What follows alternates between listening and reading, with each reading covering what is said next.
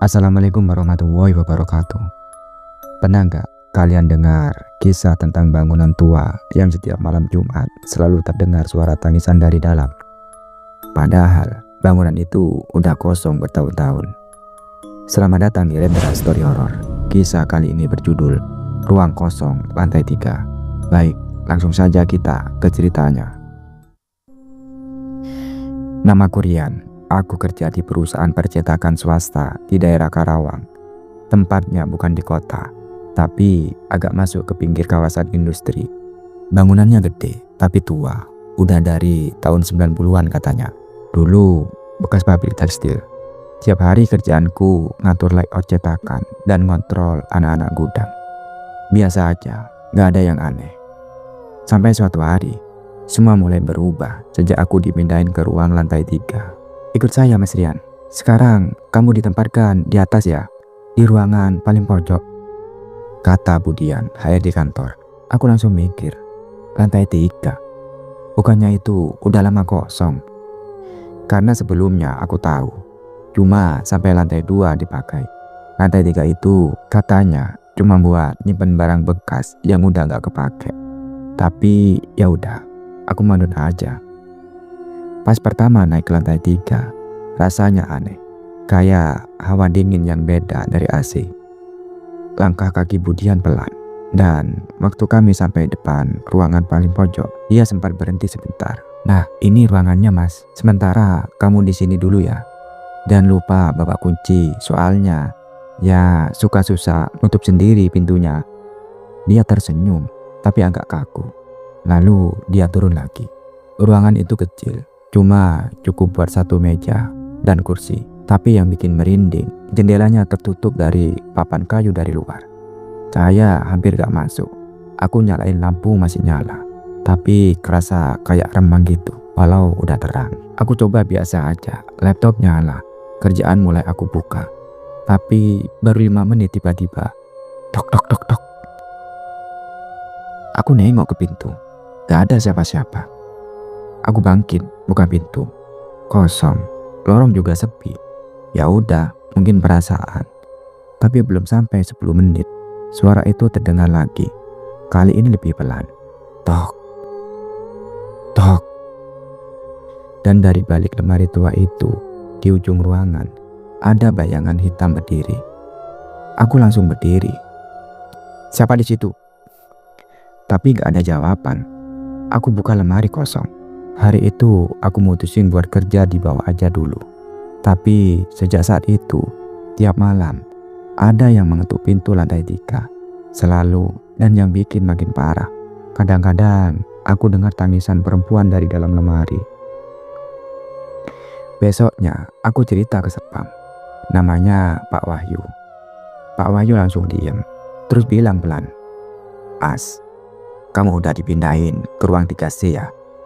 Aku ngangguk. Pak Wahyu narik nafas, terus bilang, Udah lama gak kepake itu. Dulu ada karyawan cewek namanya Mbak Rika. Dia bunuh diri di situ, digantung di besi lemari besi pojokan. Makanya sampai sekarang gak ada yang berani kerja di ruangan itu, Mas." Aku kaget dan merinding. Tapi kenapa Budian nyuruh saya ke sana, Pak? Pak Wahyu geleng pelan. Gak tahu, Mas. Tapi yang terakhir kerja di situ sakit, katanya diikutin terus. Aku bingung, mau pindah juga gak enak. Tapi malam itu aku nekat balik ke ruangan. Aku pengen tahu siapa yang suka ganggu. Dan benar saja, jam 7 malam, saat semua udah pulang, aku duduk di ruangan itu sendirian. Aku matiin lampu, nunggu, sunyi, hening, sampai akhirnya terdengar suara kursi bergeser sendiri. Lalu dari arah belakang lemari ada yang menyebut namaku, Rian. Suaranya pelan, parau, seperti perempuan menangis. Lemari itu bergetar sendiri. Tangisan makin keras, dan aku melihat bayangan hitam dengan rambut panjang menyapu lantai, perlahan keluar dari celah lemari. Waktu bayangan itu muncul dari celah lemari, aku gak bisa gerak. Badanku kaku, tanganku gemetaran, rambutnya panjang, kusut, nyeret lantai. Dan wajahnya, astaga, matanya gak ada bola mata. Cuma putih semua, mulutnya sobek sampai ke pipi. Dan yang paling bikin aku hampir muntah, lehernya ada bekas ikatan tali gantung, masih membiru, kayak mayat yang udah lama. Dia berdiri tepat di depan meja, tangannya dingin.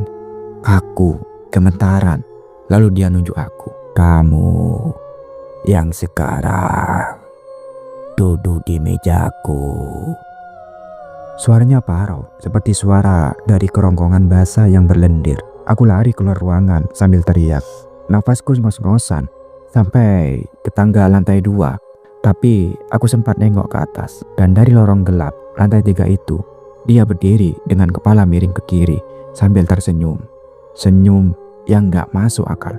Besoknya aku mutusin buat gak naik ke lantai 3 lagi. Tapi laptop dan dokumen kerjaku masih di sana. Aku lapor ke Pak Joko, atasan langsungku. Waktu aku cerita, Pak Joko diam cukup lama, lalu bilang, Brian, sebenarnya kamu bukan orang pertama yang ngalamin ini. 3 tahun yang lalu ada staf layout juga, namanya Febri. Dia tiba-tiba ketawa sendiri, ngomong sendiri, terus resign. Aku nelan ludah. Mbak Rika ya? Pak Joko menatapku, lalu tanya pelan, kamu udah lihat dia? Aku angguk pelan, lalu dia bilang, namanya memang Rika, tapi orang-orang sini gak nyebut nama itu lagi. Dia dipanggil Mbak Lastri sekarang. Aku kaget. Loh, bukannya dia anak muda? Dulu, waktu dia belum kerja di sini, dia sering datang ke ruangan itu buat ritual. Katanya, dia bawa pusaka dari neneknya, gak tahu ngapain. Tapi malam-malam suka ada suara ketawa dan nyanyian Jawa dari lantai 3. Neneknya itu dikenal sebagai dukun pesugihan zaman dulu. Namanya Lastri. Banyak yang percaya Mbak Rika kerasukan atau bahkan dijadikan wadah oleh Rosi Mbak Lastri itu. Sampai akhirnya dia gantung diri dan arwah itu kayak belum pergi. Aku merinding. Ternyata yang aku lihat bukan cuma sosok karyawan bunuh diri, tapi satu entitas yang lebih tua, lebih jahat, lebih kuat. Namanya Mbok Lastri. Dia nempatin ruangan yang sama denganku. Malam berikutnya tanpa bilang siapa-siapa, aku naik lagi ke lantai 3 buat ambil laptopku. Tapi pas aku buka pintu, laptopku gak ada. Semua barangku hilang. Yang tersisa cuma satu, cermin tua di sudut ruangan yang gak ada kemarin.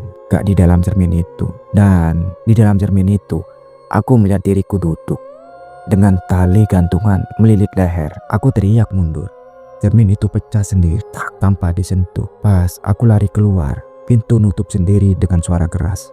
Dari dalam ada suara ketawa kecil perempuan diikuti kalimat, kerja di sini gak boleh seenaknya, Mas Rian.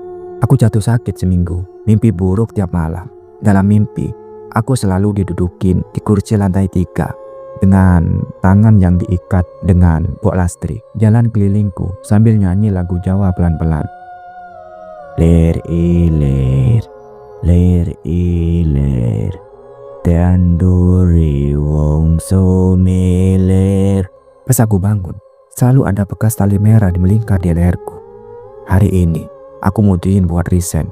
Tapi sebelum aku keluar, aku dapat kabar dari OB Mas Arul. Mas Rian, tahu nggak? Ada staf magang baru, cowok, disuruh kerja di ruangan 3C. Baru 2 hari dia kesurupan. Aku langsung tanya, bisa kenapa? Katanya dia ketemu perempuan tua, disuruh duduk, terus dipeluk sambil bilang, kamu ganteng kayak cucuku, nenek kangen. Sekarang staf itu di rumah sakit, gak sadar-sadar. Aku nulis cerita ini buat peringatan siapapun yang kerja di kantor ini. Jangan pernah duduk di ruangan 3C lantai 3. Karena yang nempatin sekarang bukan manusia dan dia belum puas. Namanya Mbok Lastri. Jangan sebut namanya keras-keras, apalagi pas malam Jumat. Setelah aku resign, kupikir semuanya bakal selesai. Tapi ternyata enggak. Semua setelah aku keluar, aku ditelepon oleh Mas Arul, OB di kantor lama. Suaranya panik. Mas Rian, tolong kesini, tolong banget. Ini gawat Mas, ada yang mati Mas. Aku langsung merinding. Siapa Mas? Staf baru Mas. Anak magang itu yang terakhir kerja di ruangan 3C. Aku balik ke kantor hari itu juga. Langit mendung, hujan tipis-tipis. Pas aku sampai, suasana kantor sepi. Tapi di depan gedung ada ambulan. Mayatnya udah dibawa, tapi Mas Arul nunjukin fotonya yang sempat dikirim ke grup kantor. Aku langsung mual.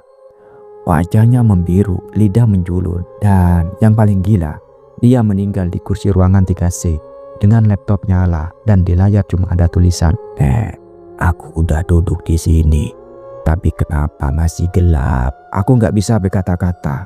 Itu jelas bukan tulisan dia.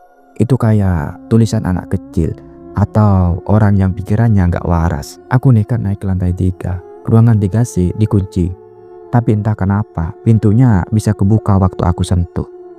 Masih gelap, masih bau apek. Tapi sekarang kursinya ditutupi kain putih. Aku masuk pelan-pelan dan tiba-tiba suhu ruangan berubah lebih dingin dan lebih berat. Di tembok dekat lemari aku lihat sesuatu yang baru. Tulisan pakai kapur merah. Dulu aku cuma pengen dengerin, tapi sekarang aku pengen teman. Tiba-tiba suara ketawa perempuan tua menggema dari balik lemari. Aku nengok cepat dan untuk pertama kalinya aku lihat sosok Mbak Lastri sejelas-jelasnya. Dia bukan lagi perempuan cantik seperti Rika. Dia udah berubah. Wajahnya hancur, penuh ulat, matanya tinggal satu, dan tangan kirinya buntung. Tapi dia tersenyum, senyumnya lebar. Rian, kamu balik lagi. Sekarang kamu yang duduk ya. Yang lain udah capek. Aku gak kaget lagi setelah itu. Aku pingsan, bangun di rumah sakit 2 hari kemudian. Kata dokter, aku gak ada luka apa-apa. Cuma jantungku sempat berhenti beberapa detik. Setelah kejadian itu, ruang 3C ditutup permanen. Dipasangi polis lamp. Tapi malam-malam kadang masih ada yang lihat lampu di dalam nyala sendiri. Ada suara perempuan tua nyanyi lirik. Dan di kaca jendela kadang ada bayangan perempuan bungkuk berdiri diam sambil ngeliatin orang lewat. Itulah sebuah kisah tentang ruangan kantor biasa yang ternyata bukan kosong, tapi sudah lama diisi oleh sesuatu yang lain. Namanya Mbok Lastri. Dia nggak bisa diganggu, tapi lebih parah lagi, dia dibenci dan dilupakan. Terima kasih sudah bergabung di Rendra Story Horror. Jangan lupa like, komen, dan subscribe supaya gak ketinggalan kisah-kisah horor cerita lainnya. Sampai jumpa di cerita berikutnya. Dan hati-hati kalau duduk di meja kerja yang gak pernah dipakai siapa-siapa. Bisa jadi itu bukan meja kosong. Wassalamualaikum warahmatullahi wabarakatuh.